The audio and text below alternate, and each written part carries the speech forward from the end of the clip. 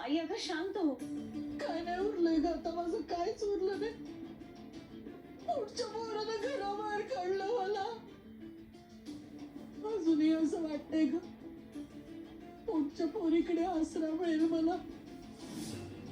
देवकी, राहू ना ग तुझ्या जवळ. बोल ना ग. आई अगं हे शक्य नाही माझ्यासाठी. का का शक्य नाहीये? अगं आई आहे ना मी तुझी. आई अगं अडचण आहे ग माझी सुद्धा. अगं मी इथे राहिले तर कोणाला काय त्रास होईल?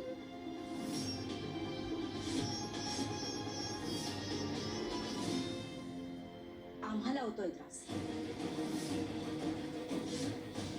आमच्याही घरात अडचणी आहेत.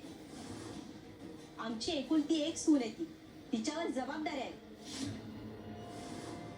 आता तिच्यावर तुमचा काहीच अधिकार नाही.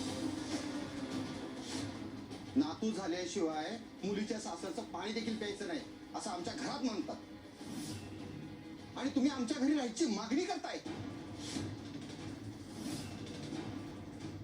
आणि हे बघ देवकी, आवर पटकन, खाऊ पिऊ घाल यांना आणि पाठव.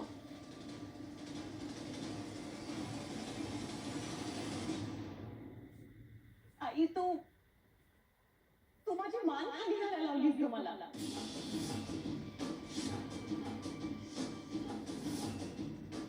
हेच मी कल्याणीला बोललो होतो. हे सगळं मी तिला ऐकवलं होतं आणि तेच आता मला ऐकायला लागतंय. मग तुला जर इतकं प्रिय असेल ना घर, तर माहेरचा विचार पूर्णपणे सोडून दे.